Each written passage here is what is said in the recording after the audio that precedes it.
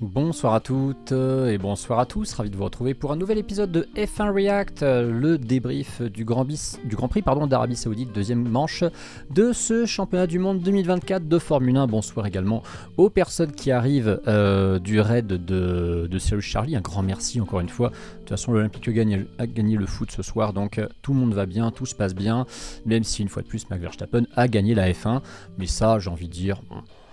Moi, je suis de plus en plus prêt à faire des débriefs où on ignore l'existence de Max Verstappen et on se focalise sur le reste. Parce qu'en vrai, c'est pas giga intéressant.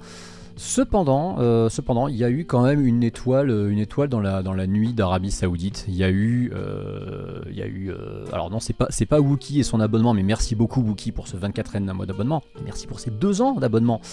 Non, il y a eu une étoile qui a brillé vraiment dans la nuit d'Arabie Saoudite de Jeddah, c'est Oliver Biermann évidemment, qui certes n'a fini que 7ème avec une Ferrari qui est probablement une voiture qui entre les mains de Sainz je pense aura fini 4ème, mais on va adresser vraiment toutes nos félicitations en tant que fan de Formule 1 à ce gamin de 18 ans qui a remplacé Carlos Sainz au pied levé, parce que on sait Carlos Sainz a été opéré de l'appendicite, il n'a pas pu donc participer à ce Grand Prix, il n'a pas pu participer à la séance de qualif, et pour le coup, on savait que Oliver Biermann était un des futurs potentiels pilotes de Formule 1 parmi la promotion F2 actuelle, il y avait des chances effectivement qu'il nous fasse une très belle saison en F2 et qu'on le voit probablement effectivement arriver en F1 à court voire moyen terme. Il a eu sa chance et il l'a saisi et il nous a fait un début fracassant. Parce que quand c'est votre premier Grand Prix de Formule 1, que vous n'avez quasiment jamais conduit de Formule 1, je crois qu'il a 2 séances d'essai du vendredi dans sa carrière au volant d'une Haas, si je dis pas de bêtises, la saison dernière, qu'il n'a jamais conduit la Ferrari, qu'il n'a jamais eu la chance de conduire une Ferrari de sa carrière, qu'on l'amène à remplacer au pied levé Carlos Sainz dans ce qui est probablement la deuxième voiture du plateau sur un circuit aussi difficile quand même que Jeddah. Jeddah est un circuit difficile, un circuit très très dangereux, très rapide, vraiment. Je pense qu'il y a peu d'endroits où c'est plus compliqué d'avoir son baptême du feu en Formule 1. Et il a réussi à faire une course impeccable, à gagner des places par rapport à une qualification qui était modeste mais en même temps déjà miraculeuse, parce que finir à 36 millième de Lewis Hamilton et se qualifier 11ème pour son tout premier Grand Prix alors qu'il n'avait jamais conduit la bagnole la veille, c'est déjà très bien, Ferrari ou pas, et là finir P7, se payer le luxe du coup de terminer devant Lando Norris et Lewis Hamilton, bon, qui n'ont pas été aidés évidemment par leur choix stratégique, mais quand même, de tenir en respect ces pilotes, de garder le rythme, de rester loin devant eux comme ça, c'est quand même super cool, c'est une très belle performance, et franchement, honnêtement c'est presque tout ce que j'ai envie de retenir. Je vais vous faire, honnêtement, je vais pas vous mentir, je vais faire un débrief qui va être court. Je vais faire un débrief qui va être court parce que j'ai extrêmement peur de la tournure que va prendre cette saison. Je ferai probablement le débrief du Grand Prix d'Australie parce qu'il va se terminer à 8h du mat, que ce sera un dimanche et que du coup je pourrai le faire juste avant Breakfast of the Wild, vu que je serai déjà levé. Et après ça, je sais pas honnêtement si je vais en faire encore beaucoup. Mais ce Grand Prix là, il y a quelques trucs qui sont à retenir. On a le prolongement déjà de ce qu'on a vu la semaine dernière à Bahreïn avec une hiérarchie qui est extrêmement clairement établie et c'est assez flippant. On a la sinistrose qui continue du côté de chez Alpine, même si la P13 d'Ocon à la fin fait quand même plaisir. Ça met un petit peu de baume au cœur de savoir que du coup Alpine est, si je dis pas de conneries, devant Williams et devant personne d'autre en fait. Est-ce qu'il serait devant Racing Bulls au général? Je suis pas sûr parce qu'ils font 13 et 14 dans les Grands Prix, Tsunoda et Ricciardo, donc ils sont quand même devant, ils sont quand même derrière, pardon. Mais ouais, on va quand même revenir rapidement dessus, on fera un petit tour des notes, tout ça, mais on fera un débrief vraiment, je pense, assez rapide, parce qu'il n'y a pas une quantité folle de choses à dire, il y a des enseignements à en tirer bien sûr, mais on va surtout attendre et espérer que ça se décante. Ça ferait chier que ça passe par l'extra sportif avec tout ce qui se passe autour de Christian Horner chez Red Bull, mais j'ai l'impression que c'est plus sur l'extra sportif et tout ce qui se passe en dehors de la piste qu'on va avoir du mouvement et des surprises cette saison. Bref, l'intro était interminable. Bonsoir aux gens qui sont là. Bonsoir Hervé, Franck, Luminis, Seboel, Wookie, donc. Bonsoir également Blizzard Noir, John, Lukaku, Artigames, Titi. Bonsoir à vous. J'espère que vous allez bien. Merci encore Wookie pour les 24 mois d'abonnement. Donc débrief de ce deuxième Grand Prix de la saison de Formule 1 2024. On va directement regarder un peu le résultat qui ne va évidemment pas s'afficher parce que j'ai tout fait à la zob comme d'hab. Voilà, on y est. Donc un Grand Prix évidemment remporté par Max Verstappen avec une avance quand même, c'est important de le signaler, une avance beaucoup moins importante sur le reste du plateau. Il n'a que 18 secondes d'avance sur Charles Leclerc et sa Ferrari. Et j'insiste vraiment, on est saoulé de voir Verstappen gagner tout le temps, bien évidemment, mais il n'a que 18 secondes d'avance. Rappelez-vous, on en était il y a un an. Rappelez-vous, il y a un an, quand la première Ferrari terminait à, je crois, quasiment 50 secondes à Bahreïn, que c'était pas vraiment mieux à Jeddah. Il y a en fait quand même 8 voitures qui sont en moins de 50 secondes derrière Verstappen. Évidemment, c'est toujours des écarts qui sont beaucoup trop importants pour avoir un sentiment qu'il y aura de la concurrence pour la victoire. Mais faut relativiser tellement ça aurait pu être pire. Alors, oui, effectivement, Verstappen a changé de pneus très tôt, comme Perez, comme Leclerc. Et vous voyez, je veux quand même qu'on tire un coup de chapeau à Charles Leclerc pour une performance assez étonnante. C'est ce meilleur tour qu'il va faire au dernier tour. Alors, il a été aidé par le DRS apparemment pour le choper, mais je crois que c'était Julien Febvre qui, au commentaire, s'inquiétait du fait que, alors qu'Hamilton avait réussi au moment où il avait ses pneus soft frais et qu'en plus il y avait l'aspiration de Norris, il avait réussi à faire un meilleur tour que probablement Verstappen ne lui prendrait pas. Il s'inquiétait, il disait Verstappen est capable, avec des pneus durs qui doivent avoir quelque chose comme 43-44 tours d'ancienneté, aller chercher le meilleur tour au dernier tour tellement il est au-dessus de la concurrence. Il ne l'a pas fait, et s'il l'avait fait, je pense que tout le monde se serait dit putain mais ça sert vraiment à rien, ils sont cheatés, tout ça. Et c'est Leclerc qui le fait, avec la Ferrari, une voiture qui est réputée pour ne pas bien tenir ses pneus. Et franchement, je suis très content de voir qu'on a un autre pilote que Verstappen dans le dernier tour avec des pneus giga usés qui arrive à aller sortir comme ça un très bon tour. En ayant préservé ses pneus, c'est vrai que Leclerc n'avait pas grand chose à jouer. Piastri n'était plus une menace pour lui depuis très longtemps. Il savait très bien que malgré sa pénalité, il ne reviendrait pas sur Pérez. Alors au final, il se retrouve à 5 secondes tout pile de Pérez, parce que Pérez a une pénalité de 5 secondes. Mais il est pas loin du coup, ça veut dire qu'il était à 10 secondes de Pérez, tout comme Sainz, je crois, était à 3 ou 4 secondes la semaine dernière. La Ferrari est vraiment bien née. À défaut de concurrencer la Red Bull pour la victoire, au moins elle n'est pas à la traîne comme elle était en début de saison dernière. Si la voiture évolue bien, on peut espérer quand même que ça se batte un peu pour la victoire de temps en temps. Donc Ferrari, c'est quand même satisfaisant. Et comme je le dis, on a vu avec Oliver Biermann quand même que cette Ferrari, c'est une bonne voiture. Elle doit quand même être plutôt agréable à conduire, plutôt, je vais pas dire simple parce que rien n'est simple en Formule 1, mais sans vouloir enlever du crédit à Oliver Biermann, je pense que il a eu de la chance de conduire cette Ferrari-là et pas celle du début de saison dernière. Il aurait dû remplacer Sainz ou Leclerc au pied levé à Jeddah en 2023, pardon. C'est pas sûr qu'il aurait fini dans les points. Là, il avait une voiture qui était, je pense, quand même plutôt agréable à conduire. Et en plus, mais ça, c'est lui qui a fait le taf, hein, il a fait les 2 tiers de la course tout seul, tranquille, à courir à son rythme, et c'était ce qu'il y avait mieux pour lui. Donc je pense que la Ferrari, vraiment, on l'avait vu la semaine dernière, et c'est toujours le cas, est au-dessus des autres. Les autres, c'est McLaren, c'est Mercedes, c'est Aston.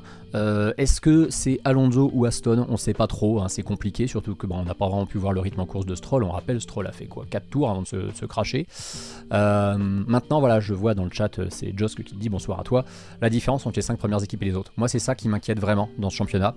Plus encore que la domination de Red Bull, c'est l'écart faramineux qu'il y a entre les 5 top teams et les 5 autres. Nico Hülkenberg a marqué un point pour As grâce au crash de Stroll, hein. Je suis convaincu que si Stroll se crache pas, c'est lui qui est P10.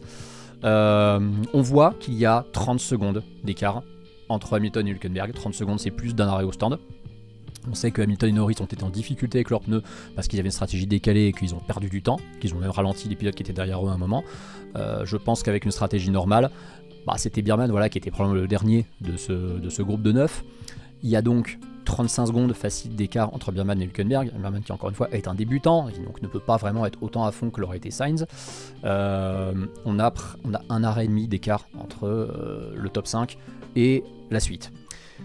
La suite, c'est encourageant pour As, vraiment. Dans leur dernier numéro, les pistonnés, quand ils ont fait leur bilan du Grand Prix de Bahreïn, ont dit que As était la bonne surprise. Je je les avais trouvés un peu optimistes vis-à-vis de As en disant quand même les mecs, bon ok As est moins à la traîne, c'est vrai que Magnussen avait fait une P12 qui était inattendue compte tenu de son absence de rythme les saisons précédentes. Hülkenberg avait encore réussi à faire une Q3, mais pour moi c'était un peu un feu de paille. En vrai on a vu une chose, c'est que sur le deuxième morceau vraiment de peloton, la deuxième division en fait de la F1, pour l'instant c'est la Haas qui est la meilleure voiture. La Haas tient très bien le rythme de course, ce qui vraiment était un gros problème pour elle les saisons précédentes. La Haas, on le voit, elle a souvent des performances qui quand même font écho à celles des Ferrari. L'année dernière, Ferrari avait des gros problèmes vraiment de tenue de pneus, avait des gros problèmes de rythme de course. Haas, c'était la même chose, mais sans la perf. Donc c'est-à-dire que Haas, vraiment, bon, il pouvait éventuellement exister en qualif en allant arracher une Q3 de temps en temps. Mais voilà. Bonsoir Bassavi. Oui, j'ai commencé un petit peu en avance, je suis désolé. Donc nous avons du coup de toute façon, je mettrai le replay sur YouTube après. Hein. Merci Vampi69 pour le follow au passage et bienvenue à toi. Nous avons donc une belle surprise de la part de Haas parce que vraiment pour le coup cette voiture tient la route. On a vu Magnussen, il était redescendu au classement après son arrêt assez tardif je crois, et pourtant il est remonté. Vraiment c'est la meilleure voiture de ce qu'on va appeler le midfield, parce que là pour le coup le midfield c'est pas McLaren, c'est pas Aston, hein. McLaren et Aston jouent avec Mercedes, donc il y a, si on prenait un classement en relief, il y a vraiment Red Bull qui est encore loin devant, pas trop mais quand même devant, Ferrari un tout petit peu devant un trio McLaren, Mercedes, Aston, où je pense qu'Aston est un peu en retrait et je pense que la 5ème place d'Alonso, encore une fois, est un peu l'arbre qui cache la forêt. J'ai vraiment le sentiment que... Bon, Alonso était très bien pendant toutes les séances d'essai, hein, on l'a vu, il est pas loin d'être P3, il est pas loin d'être en première ligne, il avait fait une P1 lors des FP2 si je dis pas de conneries, donc on a vu Alonso était très bien, peut-être que Stroll aurait pu prétendre à mieux, hein, on saura jamais. Merci Tristan pour le 11e mois d'abonnement. C'est pas dimanche la F1, alors c'est censé être le dimanche, mais cette année on a un cas un peu extraordinaire où les 2 premiers Grands Prix de la saison sont le samedi. En fait la raison à ça, pour faire très simple, c'est que demain c'est le début du Ramadan, et en Arabie Saoudite, je crois qu'il doit y avoir une loi qui fait qu'il n'y a pas d'événement sportif le jour du début du Ramadan. Et donc il ne pouvait pas y avoir le Grand Prix de Formule 1 le dimanche 10 mars, qui est le début du Ramadan. Donc pour cette raison, le Grand Prix d'Arabie Saoudite est donc décalé au samedi. Et il fallait, pour cette raison, que le Grand Prix de la semaine d'avant soit aussi décalé au samedi, parce que le règlement de la FIA stipule qu'il ne peut pas y avoir 2 Grands Prix de Formule 1 à moins de 7 jours d'écart, donc du coup ils devaient tous les deux être le samedi. John, tu m'as mis le graphique des performances en relief dans le Discord, merci beaucoup, je vais aller voir ça parce que je trouve ça très utile. Effectivement c'est très intéressant, on va le prendre, on va pas s'amuser à comparer avec celui de la semaine dernière, mais on va se regarder ça. Je fais juste un tour rapide d'horizon du classement et puis après on ouvrira ce graphique qui est très intéressant. Donc ouais, on voit Albon qui, comme souvent, Albon était souvent le meilleur des 4 équipes du fond. Bon là il doit rivaliser avec les Haas. Ocon pour moi s'en sort pas si mal finalement, parce que il arrive à être on va dire dans le haut de ce midfield avec une voiture qui est vraiment une charrette. Les Racing Bulls sont très décevantes pour moi. Sargent est moins largué que l'année dernière, je trouve qu'il progresse pas mal le garçon finalement. Et les Sauber ont été... je sais pas ce qu'ils ont branlé. Je crois que Joe en fait est resté très très très longtemps sur son premier relais, parce qu'il me semble qu'il était dans le top 10 à un moment, mais oui c'est parce qu'il a dû faire son arrêt obligatoire à un moment. Mais les Sauber m'ont semblé être moins dans le rythme qu'à Bahreïn. Joe Kata au stand, oui c'est vrai, il y a eu ça. Ouais, puis Gasly l'abandon, le problème de boîte décelé sur la fin du tour de formation, je crois que vraiment on est sur la saison cauchemar hein, pour Alpine, et à mon avis ça risque de durer. Je vais ouvrir donc ce graphique effectivement qu'on m'a envoyé parce qu'il est quand même super intéressant. C'est le graphique donc qui montre le niveau de performance. On voit vraiment que donc il y a toujours Verstappen qui est clairement un peu au-dessus, Perez qui est pas beaucoup au-dessus des autres, même si ces 5 secondes de pénalité jouent, et vraiment les 5 top teams elles sont dans le même match, enfin les 4 sont à peu près dans le même match, surtout vraiment McLaren et Mercedes. J'ai rarement vu une saison où 2 équipes qui jouent les points et les podiums sont toujours au même niveau. C'est impressionnant, c'est difficile de définir vraiment une hiérarchie entre McLaren et Mercedes. Et puis donc après, il y a clairement un trou avec les As qui sont les meilleurs. Albon qui, comme on le soupçonne, surperforme comme à chaque fois, hein. Albon, vraiment il est temps qu'il ait un volant dans une écurie de haut de tableau parce que c'est un pilote qui mérite beaucoup mieux que ça. Et Albon fait un peu comme pouvait faire Gasly en 2020-21 avec l'AlphaTauri, je trouve. Donc ouais, pas grand chose vraiment à retenir de tout ça. On s'était posé la question, est-ce que les Red Bull qu'on pressentait être peut-être en difficulté en fonction de la température à Jeddah en comparaison de Bahreïn, est-ce que ça changerait quelque chose? Ça n'a absolument rien changé. On a pu voir aussi une fois de plus que les effets de la réglementation 2022 ont un effet de bord catastrophique sur le DRS qui n'a vraiment plus du tout de puissance. C'est terrifiant. Il y a très peu d'équipes vraiment qui bénéficient du DRS en ligne droite. On a vu notamment, alors que ce soit Mercedes ou McLaren, il n'y en a aucune des deux vraiment qui avait l'air d'en tirer parti. On a vu Biermann vraiment en chier pour dépasser des voitures qui étaient quand même plus lentes que lui en début de course. Alors certes, il débute, encore une fois, il a cette excuse-là, il voulait pas prendre des risques inconsidérés, mais quand on voit comme il galérait derrière Magnussen à un moment, c'était quand même un petit peu inquiétant. Donc c'est un Grand Prix que je trouvais moins ennuyeux que Bahreïn. En même temps, c'est pas dur, pas passionnant non plus. Bon, on a eu un crash, on a eu une safety car, on a eu des dépassements, on a eu des belles batailles. C'était plus intéressant quand même que ce qu'on a eu il y a une semaine. Mais voilà. Bonsoir Bédodor. Moi, ce qui me chagrine, je vous dis, c'est que j'ai regardé. Alors, je sais que je les prends un peu pour référence, mais je considère quand même que c'est probablement la meilleure émission qui est sur le sujet en français sur la F1. J'ai regardé donc l'épisode des pistonnés avec un petit peu de retard, j'ai dû me le passer mercredi ou jeudi, et vraiment, ils étaient beaucoup plus optimistes que beaucoup de créateurs de contenu F1 sur le fait que l'avance de Red Bull n'était pas aussi massive que les années précédentes et que les autres écuries rattraperaient peut-être leur retard. J'ai envie d'être de cet avis, j'ai envie d'être optimiste et de me dire oui, effectivement, la domination de Red Bull est moins impressionnante. Par contre, j'ai peur de quelque chose, c'est que Sergio Pérez m'a l'air beaucoup moins détruit mentalement qu'il était l'année dernière, et je pense qu'en fait, Pérez a dû se dire je ne lutterai pas pour le titre, ça ne sert à rien. Je vais pas essayer de me frotter à Max. Je vais faire P2 tous les week-ends et si jamais il y a une casse ou qu'il lui arrive une merde, bah, je prendrai la victoire. Et je pense que Pérez va être infiniment plus facilement P2 au général qu'il n'a été l'année dernière. Mais bon, le problème c'est est-ce qu'il va avoir des petites failles mentales qui font qu'il va à nouveau se battre avec les autres, parce qu'on a bien vu, bon, c'est vrai que les deux premiers Grands Prix de la saison sont des circuits qu'il aime bien, mais on a l'impression quand même qu'il est pas dans le dur comme il pouvait l'être sur la seconde partie de saison l'année dernière, où vraiment il luttait constamment avec les McLaren, avec les Ferrari, les Mercedes, sans vraiment prendre le dessus sur elle. Là, Pérez fait un coup un peu foireux pour s'assurer de rester P2 après les arrêts. Honnêtement, je comprends pas pourquoi il se fait chier à faire ça, parce qu'il sait qu'il a une voiture qui est meilleure, et en plus il est sur un circuit qu'il adore, où il est très à l'aise. Je pense que c'était pas nécessaire de sa part d'essayer de jouer la montre stratégiquement pour garder sa P2, surtout qu'au final, autant le coup foireux qu'il fait en essayant d'agrandir l'écart avec Verstappen pour s'assurer de faire un arrêt au stand sans être bloqué derrière lui, bon, c'est pas très clean, on connaît pas exactement les règles en termes de nombre de secondes pour que ce soit legit, mais la unsafe release derrière, elle est vraiment dégueulasse. Il prend les 5 secondes de pénalité, c'est très bien, en même temps ils auraient pas prise, je pense que ça aurait créé un précédent catastrophique. Maintenant, plus j'y réfléchis, plus je me dis que 5 secondes de pénalité pour les unsafe release, c'est pas top. Parce que les pénalités attribuées en fonction des infractions, il me semble qu'elles le sont en fonction de la gravité des infractions. Le problème, c'est que les unsafe release, je pense que c'est probablement une des infractions qui peut avoir les conséquences les plus catastrophiques de toute la Formule 1. C'est-à-dire que quand vous dépassez un pilote, que vous faites du hors-piste et que vous lui rendez pas la place, vous prenez 5 secondes, concrètement, vous avez mis en danger personne. Quand vous vous volez un peu le départ, ou alors que vous êtes mal placé sur la grille, vous prenez 5 secondes, je crois, 5 secondes, mais encore une fois, vous mettez en danger pratiquement personne. Dans les stands, même si les voitures sont à très faible allure, elles sont à très faible allure à leur échelle. Donc si deux pilotes s'accrochent, évidemment les mecs, ils vont avoir, ils vont pas mettre leur vie en danger.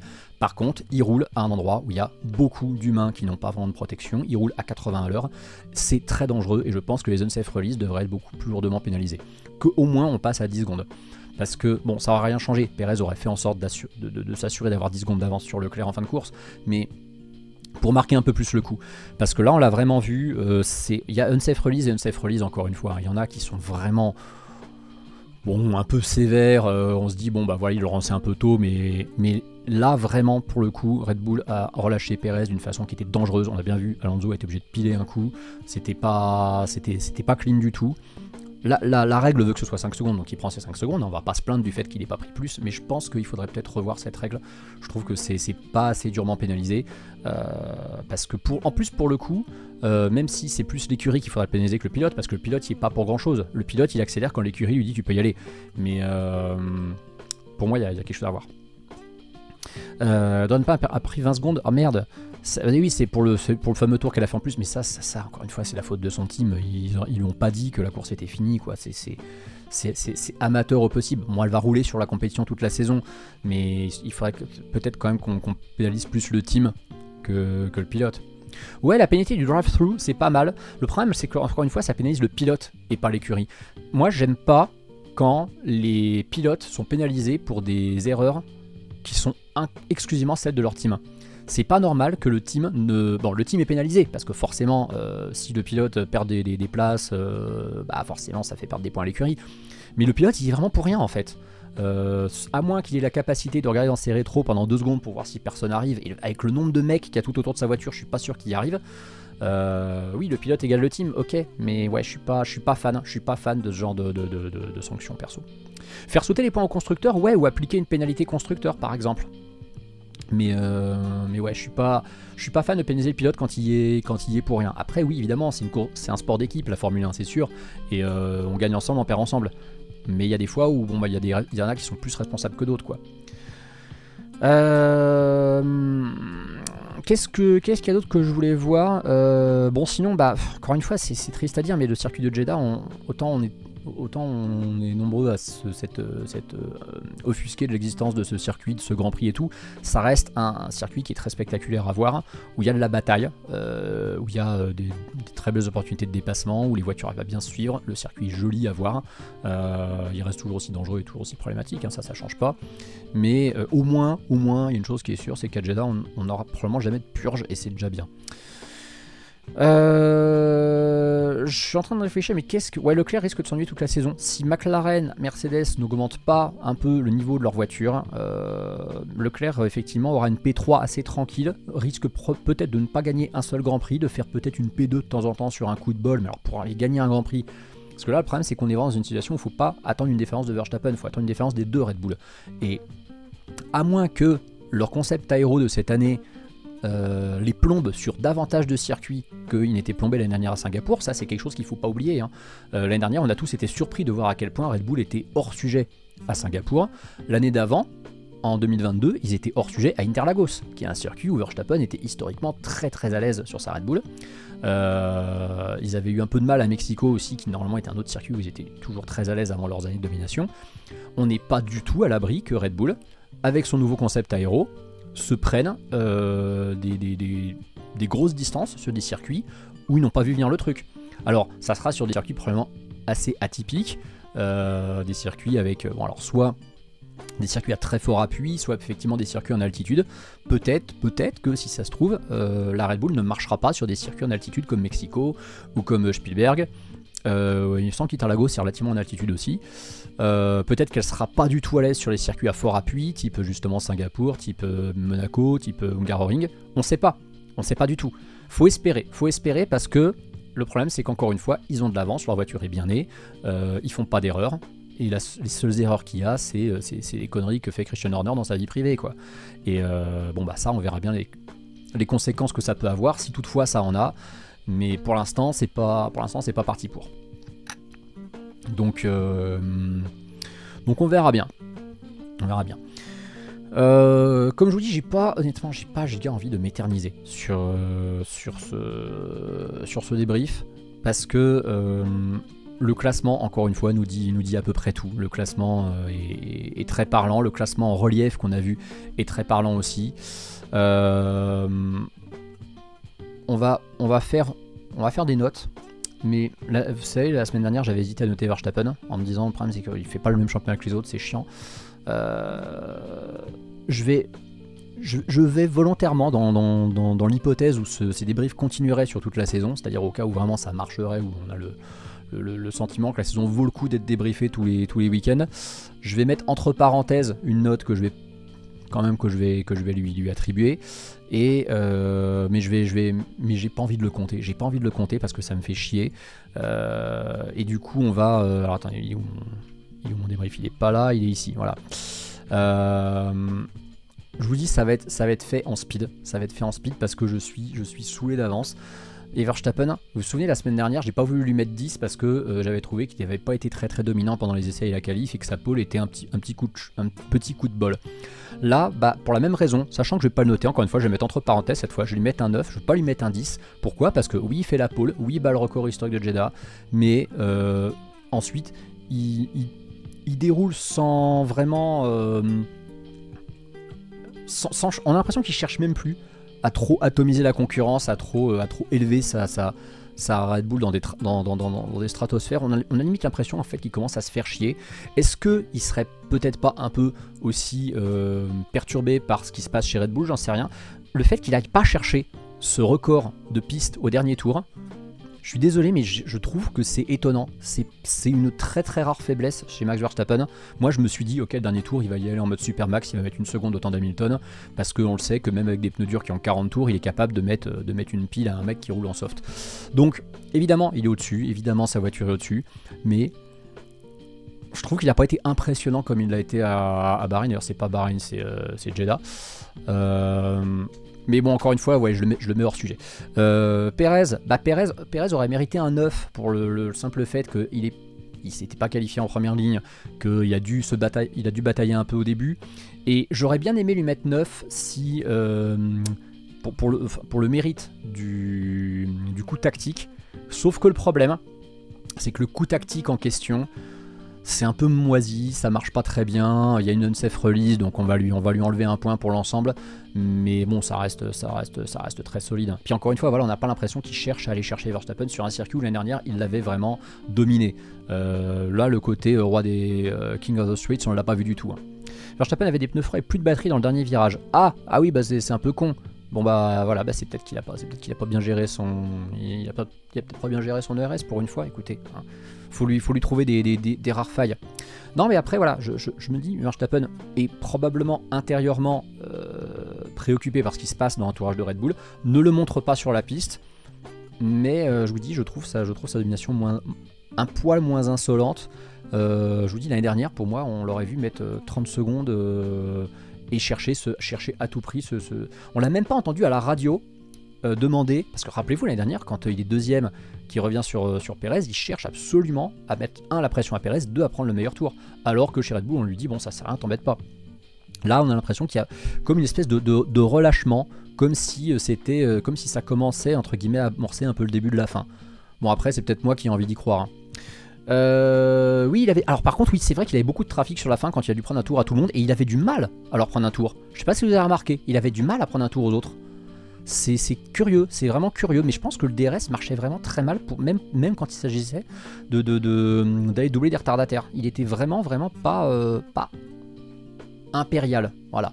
Hamilton, vraiment sur l'ensemble du week-end, Hamilton, je vais le noter très moyennement, parce que Hamilton fait une qualif. Franchement, je cherche le mot le plus poli que je peux trouver, mais sa qualif est giga moyenne. On rappelle, il a 36 millièmes de se faire sortir de la Q2 par un mec qui n'avait jamais conduit la Ferrari et qui n'avait que 2 séances de Formule 1 dans les jambes. Même si c'est une Ferrari, on s'en branle. Lewis Hamilton, avec sa Mercedes de cette année, est censé pouvoir battre et mettre une branlée à un gamin de 18 ans qui n'avait jamais conduit la Ferrari. Il est pas dans sa saison, ouais, c'est ça, comme tu dis, John. On a vraiment l'impression que Hamilton est déjà en train de penser à la saison prochaine, et moi je pensais qu'il serait en mode guerrier qui veut bien finir chez Mercedes, faire une belle dernière saison. Pour l'instant il donne pas cette image là du tout, donc Hamilton je lui mets même pas la moyenne, et je vais mettre pareil à Russell. Allez, si je lui mets 5 quand même, je vais lui mettre 5 parce qu'il finit un peu devant, mais Russell, voilà, sa qualif est un peu meilleure, mais son rythme de course est médiocre.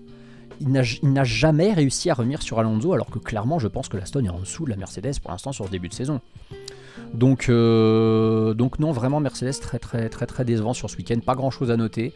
Hamilton, quand même, ses 2 premiers Grands Prix de la saison, c'est quoi? C'est P7 et P9, c'est ça? C'est pas ouf, hein. Je me demande si c'est pas son pire début de saison sur le plan comptable depuis 2009. Leclerc, franchement, Leclerc 9. Leclerc 9 parce qu'il peut pas en faire mieux. C'est vraiment pas loin de mériter un 10, hein. En vrai c'est un 9+, hein, Charles Leclerc, parce que très bon rythme de course, peut-être pas assez incisif en début de course quand on a l'impression qu'il peut se battre avec Perez, mais honnêtement pas grand chose à lui reprocher. Très belle qualif, il va chercher le meilleur tour à la fin, c'est super propre, hein, c'est super propre. Et je pense que je vais mettre pareil à Oli Burman. Voilà, on parle avec le cœur, hein, mais excusez-moi, mais compte tenu de l'absence totale d'expérience qu'il a sur un circuit d'une difficulté quand même très élevée, c'est pas pour moi la même paire que quand Nyck De Vries arrive à faire P9 avec la Williams à Monza en 2022. Je sais pas si vous vous rappelez, quand Nyck De Vries fait son premier Grand Prix, il remplace Albon au pied levé, il fait P9 à Monza. Tout le monde est en mode wow, De Vries c'est trop bien, il mérite un volant. Sauf qu'on avait oublié un peu un truc, c'est que déjà la Williams c'était une fusée en ligne droite et c'était le circuit où c'était sûr qu'elle marquerait des points. Albon aurait peut-être fait une P6 ou une P5 ça se trouve. Et en plus c'était le circuit le moins éprouvant physiquement de la saison. Jeddah c'est un circuit qui est éprouvant parce qu'il fait très chaud. On a vu Leclerc qui était en sueur à l'arrivée. Il découvrait pas le circuit, c'est vrai, il avait déjà couru en F2, mais il découvrait le circuit au volant d'une F1. Il a eu une seule séance d'essai libre pour s'habituer à cette voiture. Séance d'essai libre qu'il a faite 2 jours, c'est-à-dire que les conditions où il faut être performant de nuit, il ne les connaissait pas au volant d'une F1 quand il a fait sa qualif. Il finit 11ème à 36 millièmes d'Hamilton, et pour moi, vraiment l'histoire était à un poil de cul d'être parfaite. Franchement, je vais vous dire, Burman, je crois qu'il fait la P10, il sort Hamilton, je lui mets 10. Franchement. Parce que c'est le seul petit bémol, avec à la rigueur son début de course, mais je pense que je comprends pourquoi. On tente de le mettre en soft pour qu'il attaque. Ça ne marche pas parce qu'encore une fois, il a beau prendre l'aspiration, il y a une espèce de train DRS devant lui, c'est très compliqué. Je pense qu'il ose pas trop non plus aussi, hein. Lui, son objectif c'est de finir la course et si possible de marquer quelques points. Il met du temps à dépasser la Haas devant lui, mais voilà, la F1 c'est ça, c'est même pas les mêmes repères. Et puis une fois qu'il est tranquille, une fois qu'il s'est débarrassé du bouchon qui était Magnussen devant lui, ou Hülkenberg, je sais plus, il y avait une Haas qui était devant lui, mais une fois qu'il s'en est débarrassé, il a dû faire quoi, 30-35 tours, tout seul. Il a été peinard de bout en bout. Son arrêt au stand se passe giga bien. On rappelle un truc, Burman n'a jamais fait d'arrêt au stand en Formule 1. Il est obligé d'en faire un sous safety car quand il y a une pression énorme, qui a en plus un énorme risque de se retrouver à perdre beaucoup de positions à cause justement de la volonté de l'équipe d'éviter l'unsafe release. Pour moi, ce que fait Oli Burman, c'est absolument génial sur ce Grand Prix. Bonsoir Gabriel. Il a fait exactement le taf qu'on attendait. Et du coup, il gère sa course proprement, il a le rythme. C'est très piégeux pour un pilote de n'avoir personne autour de soi, parce qu'il peut calquer son rythme sur personne. Il n'a pas un mec à tenir en respect 2-3 secondes derrière lui. Il n'en a pas un qu'il voit devant lui à quelques dizaines de mètres. Il est seul. Il est seul pendant les 2 tiers de la course. Il fait le taf et à la fin, quand il sait qu'il se retrouve P7 parce que Norris et Hamilton ont dû s'arrêter et qu'ils sont en soft, il a la présence d'esprit de s'inquiéter du fait qu'ils vont revenir, de se demander quel est leur rythme, est-ce que je vais devoir m'attendre à défendre, est-ce que je dois augmenter mon rythme pour les tenir à distance. Il l'a fait super bien, il a été vraiment propre. Alors le tracé, effectivement, pour la Ferrari et sa vitesse de pointe était très bien. C'est vrai que Burman aurait probablement plus galéré si on avait conduit, je sais pas, à Budapest ou à Zandvoort peut-être, mais en attendant, il a fait le taf et n'oublions pas son âge. C'est son âge, il a 18 ans. Il aura quoi, 19 ans en avril ou en mai, je sais plus. Mais 18-19, enfin c'est pareil. C'est un des plus jeunes pilotes de l'histoire de ce sport. Je crois que seul Verstappen, Stroll et peut-être Alonso ont débuté plus jeunes que lui. Non, même pas Alonso. Alonso avait déjà 19. Donc je crois qu'il n'y a que Verstappen et Stroll qui ont débuté plus jeunes que lui. Et puis en plus, il n'était pas prêt pour ça. Quand Stroll débute en Formule 1 en 2017... Il avait été annoncé comme débutant chez Williams plusieurs mois avant, il avait fait les essais intersaison, il était prêt pour ça. Burman, rien ne le préparait à ça. Bierman, il s'attendait à faire peut-être une séance d'essai au volant de la Haas à un moment, ou peut-être remplacer, comment il s'appelle, Magnussen, si Magnussen déçoit beaucoup ou quoi, donc franchement, top. Lando Norris, un petit poil déçu de sa prestation, mais je vais pas non plus lui mettre une sale note parce qu'il fait une bonne qualif. Au début, quand il y a le restart, il reste quand même dans un rythme assez proche de celui de Verstappen.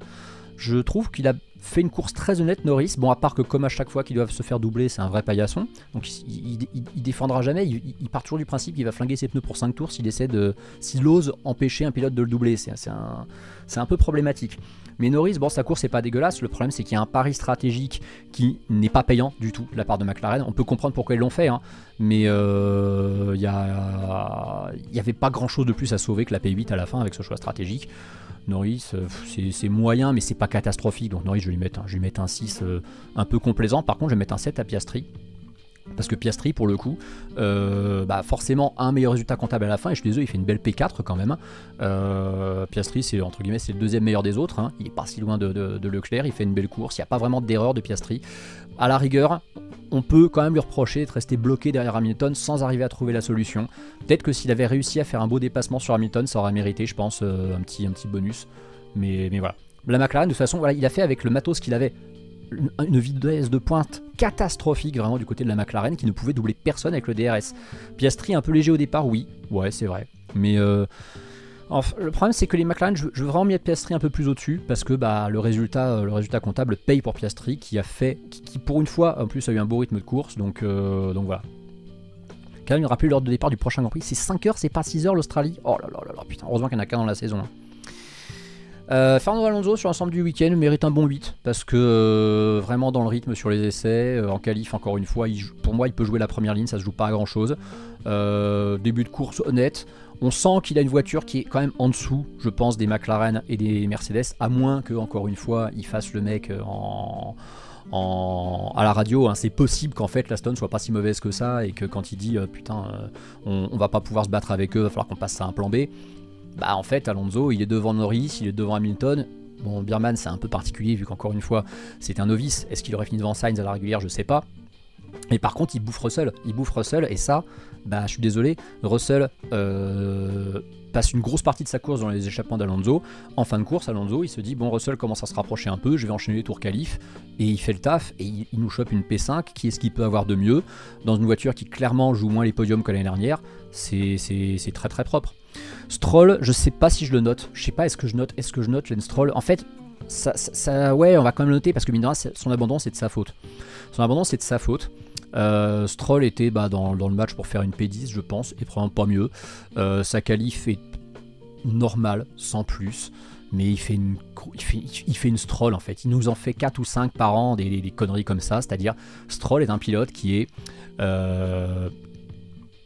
Il a je pense, Stroll a des troubles de concentration, vraiment. Le problème, c'est que des fautes de concentration à un tel niveau de sport, c'est dangereux. C'est dangereux pour lui, c'est dangereux pour les autres. Et on l'a bien vu, la façon dont il tape son mur, c'est vraiment une erreur d'inattention.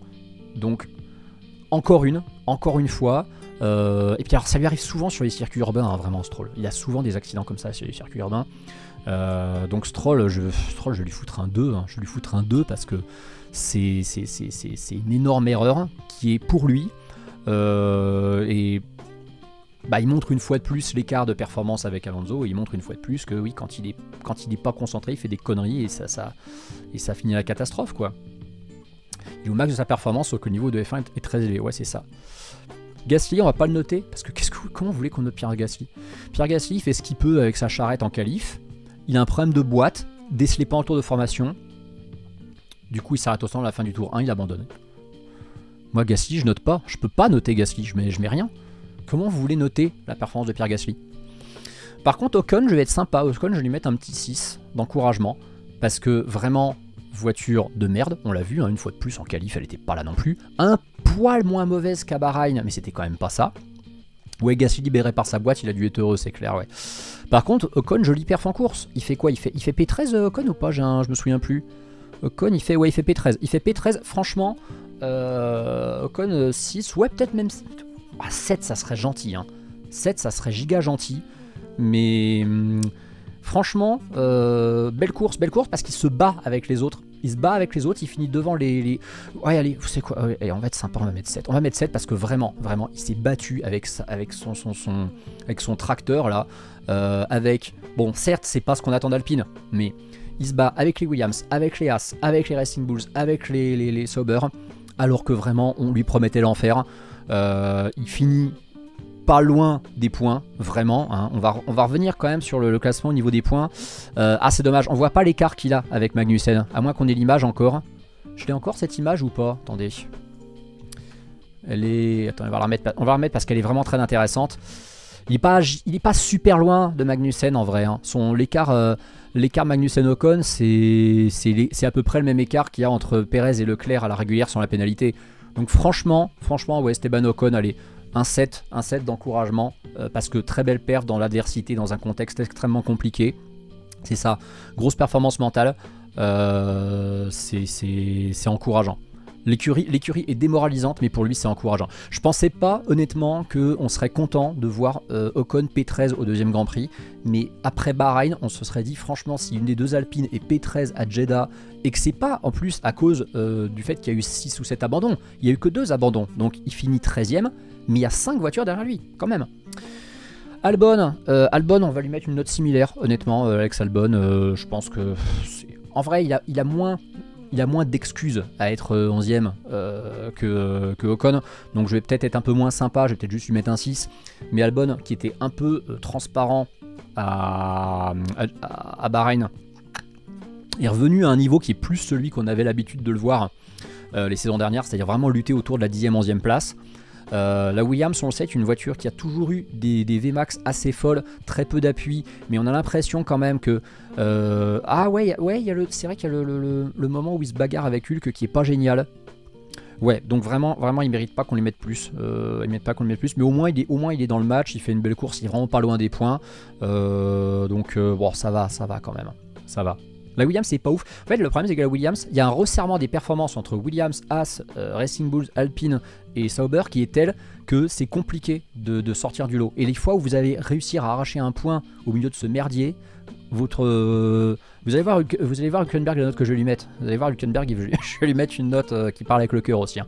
Sargent, c'est anonyme, mais c'est pas mauvais. Sargent, en fait, c'est pas un Latifi. Il est... Clairement, c'est pas un crack, hein, c'est pas un futur champion. Je pense qu'il fera pas beaucoup de saisons de F1, mais il est pas largué en fait. Il est dans le groupe, il est dans le peloton, il fait son taf, il fait ce qu'il peut, donc ça mérite 5. J'ai pas l'impression qu'il ait fait de conneries en plus contre un Bahreïn, donc voilà. Tsunoda, très belle qualif. Malheureusement, il finit combien déjà Tsunoda 14, ouais. Tsunoda, très belle qualif. Rythme de course, beaucoup moins là. Il est dans la bagarre avec tous les autres là, mais il arrive à rien en tirer. Pas terrible Tsunoda au final, son week-end, c'est dommage parce que vraiment la qualif, s'il avait réussi à la convertir avec une P10, il aurait mérité un bon 8. Hein. Mais Tsunoda, en fin de compte, c'est anonyme. C'est anonyme.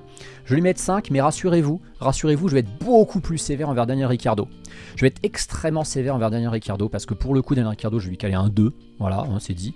Daniel Ricciardo, je l'ai trouvé catastrophique. C'est probablement depuis son départ de McLaren et son retour en F1 chez AlphaTauri / Racing Bull, c'est son pire week-end.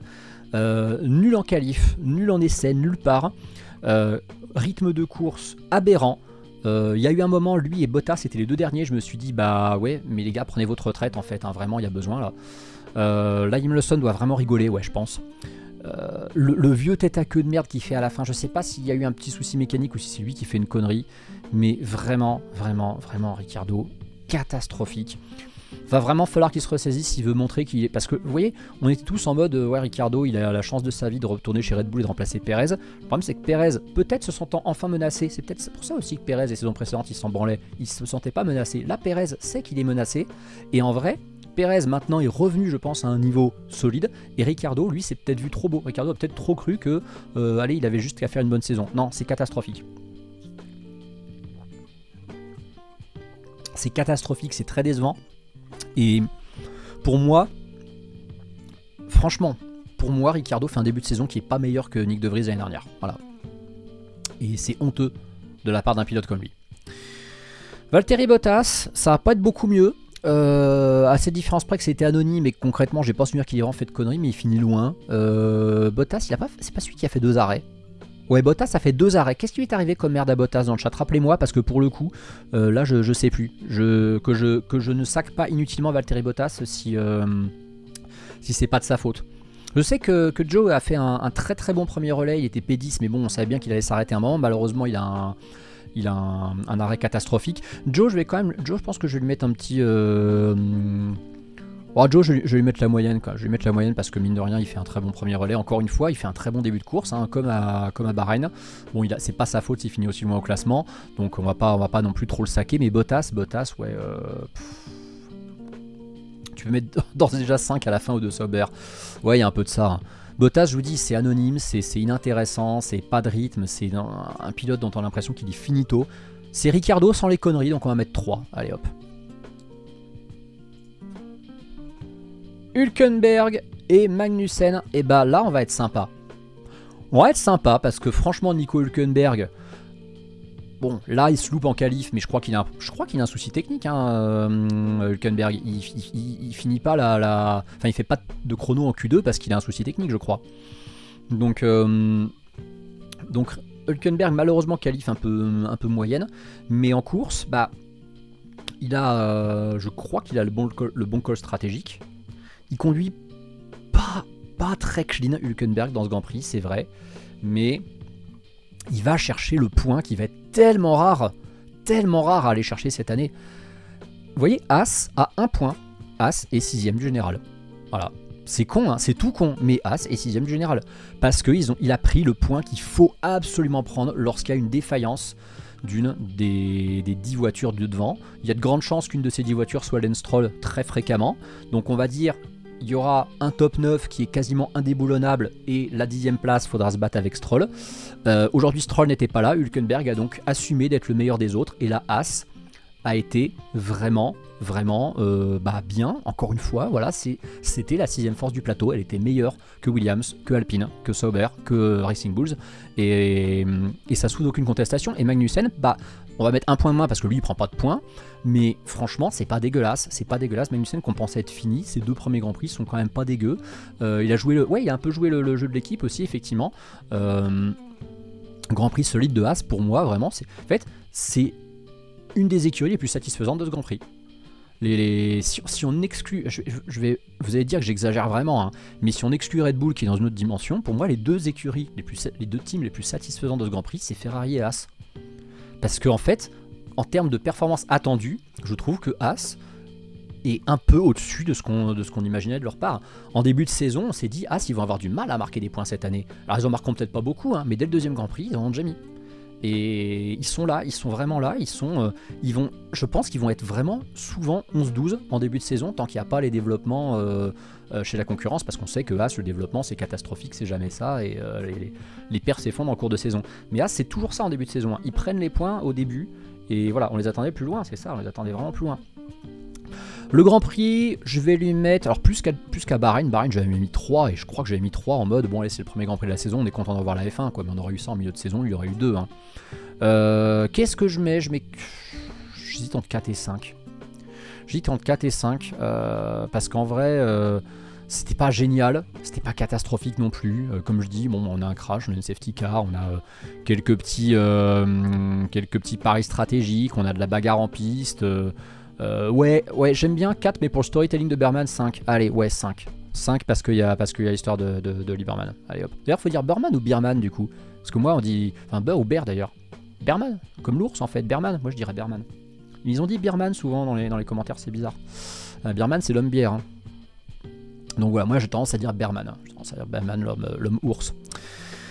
Ouais, l'homme ours, c'est assez rigolo. Bon. C'était pas génial, et vraiment je vous dis, je suis pas rassuré sur cette saison où j'ai vraiment l'impression, plus encore que Max Verstappen, qu'il y a une hiérarchie qui est giga prévisible. Et puis bon, on sait bien que la fiabilité,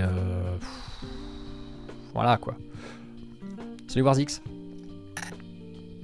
La fiabilité, on en est à 2 Grands Prix, il y a eu une seule casse mécanique, une seule. En 2 Grands Prix. Donc, il n'est pas impossible que sur cette saison, on ait très peu d'abandon sur casse mécanique et que si on n'a pas des Lance Stroll qui décident de dégoupiller de temps en temps, on ait beaucoup de Grands Prix où tout le monde finisse. Donc je pense qu'on a vraiment peu de chances d'avoir des bouleversements en termes de hiérarchie, sauf s'il y a une écurie qui nous fait une McLaren 2023. On aimerait bien que ce soit Alpine en France, mais bon, je crois qu'on va pas rêver. Moi vraiment, je vous dis, pour moi l'écurie la plus décevante de ce début de saison, c'est Racing Bulls, parce qu'on pensait vraiment qu'ils seraient pessistes à l'aise, voire qu'ils iraient semer les troubles faits pour les points, et ils sont pas là du tout. Je pense même pas que ce soit parce que les pilotes sont mauvais. Bon, Ricciardo, je pense qu'en fait il est démoralisé par le fait que la voiture soit pas bonne. Tsunoda, moi je fais partie des personnes qui pensent que Tsunoda n'est pas surcoté du tout et que c'est vraiment un bon talent qui mérite. Il mérite pour moi d'avoir une deuxième chance d'une autre écurie une fois que la partie écosystème Red Bull sera terminée pour lui. J'aimerais vraiment bien qu'au moment où Aston Martin sera motorisé par Honda, qu'on tente de foutre Tsunoda dans l'Aston Martin pour qu'il soit dans un autre contexte. Et bon, il y aura le soutien Honda évidemment, hein, ça c'est toujours le problème, mais de voir s'il est capable de briller dans un autre domaine. Alpine est dégueu, mais ça on l'avait vu venir en fait, c'est ça la différence, c'est que Racing Bull c'est surprenant, Alpine plus ça allait, plus on se disait ça va être atroce. Bien sûr c'est atroce, hein. Bien sûr que c'est atroce, mais voilà. Et puis Tsunoda chez Aston serait pas pire que Stroll, exactement. Non, et puis voilà, pour l'instant, encore une fois, Red Bull prévisible, Ferrari plutôt satisfaisant, McLaren peut mieux faire, mais on va dire que au moins ils sont dans le coup dès le début, ce qui n'était pas le cas l'année dernière, donc on va dire qu'on est content. Mercedes un peu décevant, Aston un peu en dessous de l'année dernière, mais bon bah on voit qu'en fait sur les circuits où Alonso peut encore faire un peu la diff, il y a quand même des belles perfs à aller chercher. Alpine, Kata, mais on le savait. Williams un peu anonyme, mais ça empire pas trop je trouve. Par contre je vois pas Albon faire autant de coups d'éclat avec des P7 régulières comme il a fait l'année dernière. Je pense que Williams va avoir beaucoup plus de mal à faire des mieux que des P9 ou 10. Sauber vraiment pas ouf, même si Sauber on le voit, ils sont en roue libre, ils attendent Audi, ils attendent vraiment Audi, c'est clair. Ils ont été rachetés d'ailleurs à 100% par Audi cette semaine, j'ai l'impression. Donc Racing Bulls, donc vraiment décevant. Et puis As, pour l'instant belle surprise, mais jusqu'à combien de temps, ça c'est toute la question. Bref, voilà. Ouais, sur les tracés moins exigeants pour Williams, ouais, mais encore une fois, j'ai l'impression ils sont moins partis sur le pari d'une voiture extrêmement déchargée en aéro et que la surpuissance des Williams sur des circuits à la Montréal, ça va moins se remarquer, je pense, cette année. Après, je demande qu'à me tromper. Hein. Moi, tant qu'Alex Albon fait des coups d'éclat et montre qu'il mérite qu'on lui file une bonne voiture, moi je suis content. Parce que vraiment, c'est un pilote, je veux pas le voir. Je ne veux pas voir sa carrière de F1 s'arrêter sans qu'il ait à nouveau sa chance dans un top team un jour. J'estime que vraiment il le mérite et ça serait du gâchis en fait de rester sur une expérience Red Bull ou qui aurait pu le flinguer. Cette saison s'annonce vraiment news comme les deux dernières de 2021, tu me manques. Ouais, c'est vrai. C'est d'autant plus marrant de se dire que c'est la dernière saison d'avant le changement de réglementation qui était passionnante. Alors qu'en général, les changements de réglementation, on les accueille souvent avec grand plaisir en se disant, allez, ça va enfin redistribuer les cartes. Si ça se trouve, c'est 2025 qui sera ouf, hein, qui sait. Avec le retour de Hamilton versus Verstappen. Ça serait quand même assez incroyable. Hein. Mais bon, voilà. Donc on en est à 2 grands prix. Comme je vous dis, je ne m'engage absolument pas à continuer ces débriefs toute la saison parce que j'ai très peur de la redondance du truc et très peur de que ce soit un peu ennuyeux. Peut-être que je tenterai de les passer en format YouTube, on sait jamais. Le prochain du coup ça sera ça sera dans la foulée du Grand Prix d'Australie. Ça sera à 8h du mat ou à 7h du coup, j'ai pas compris, il est vraiment à 5h du match le Grand Prix d'Australie? Parce que les qualifs, ouais, mais le Grand Prix il est à 6h, ces dernières années il était à 6h le Grand Prix d'Australie il me semble. Hein. J'espère vraiment qu'il est à 6 et pas à 5 parce que putain 5h c'est dur. C'est d'autant plus dur que le débrief en le faisant dans la foulée, ou alors je fais Breakfast of the Wild à 8h, mais bon ça fait chier quoi. Vraiment heureusement qu'il n'y a qu'un seul Grand Prix à 5h du matin. Suzuka, mais alors, du coup Suzuka sera à 6h à tous les coups. Mais attends, il est quand Suzuka d'ailleurs, je viens d'y penser, parce que c'est il sera quand je serai au Japon. Japanese Grand Prix. Je regarde en speed. Parce que je sais que c'est mois d'avril, Suzuka. Ah non, 7 avril, non, c'est avant. Mais ouais, en être review, attends une safety car, c'est triste, c'est toujours comme ça, ouais. C'est toujours comme ça. Donc on verra bien. Le débrief, donc je vous le ferai de toute façon, quoi qu'il en soit, pour la semaine, pour le Grand Prix d'Australie. Je le ferai sans doute pour le Grand Prix du Japon aussi. En fait, c'est des horaires qui sont pratiques pour moi, qui me flinguent pas le reste de ma journée. Les Grands Prix qui seront à 15h, faire des débriefs le dimanche à 17, j'ai pas envie du tout, vraiment. J'ai pas du tout envie parce que j'aurais fait Breakfast of the Wild avant et j'ai vraiment pas envie, je vous le dis. Mais du coup, qu'est-ce qu'il nous reste cette semaine? Eh ben écoutez, il nous reste un live, évidemment. Il nous reste la matinale qui sera demain à partir de 9h. Et cette matinale sera sur une thématique exceptionnelle puisque, merci Sakad pour le Prime et le deuxième mois d'abonnement au passage. Nous serons sur une thématique exceptionnelle qui est le Mario Day, parce que demain, comme vous le savez, c'est le 10 mars. Le 10 mars, c'est le March 10, Mar 10, Mario, voilà, hein, c'est génial. Et donc pour l'occasion, je vous ferai une présentation, alors complète non, parce que c'est impossible de tout montrer en un seul live, mais une présentation, on va dire la plus exhaustive possible, de ma collection Mario en dehors des jeux, c'est-à-dire les guides, les consoles édition limitée Mario, mais surtout, une chier de produits dérivés en tout genre, parce que j'en ai beaucoup trop. J'ai beaucoup de trucs à vous montrer, j'ai des trucs qui sont cultes, des trucs qui sont archi cringe. Ça va être marrant en tout cas, on va passer un bon moment. Et du coup, je vous donne rendez-vous demain à partir de 9h du matin pour Breakfast of the Wild. Voilà. Il me reste à vous souhaiter une bonne soirée. Merci d'avoir regardé ce petit débrief du Grand Prix d'Arabie Saoudite. Je vous donne le lien dans le chat pour me suivre sur mes différents réseaux, que ce soit Twitter, Blue Sky, Instagram et YouTube. Cette VOD va être uploadée sur YouTube dans la foulée, donc si vous l'avez regardé en replay, n'hésitez pas à laisser des pouces bleus et des commentaires. Merci beaucoup également de vous abonner à la chaîne si ce n'est pas déjà le cas. Et puis, comme toujours, merci de votre présence, de votre fidélité et de votre soutien. À très bientôt et du coup, passez une bonne fin de soirée. Ciao.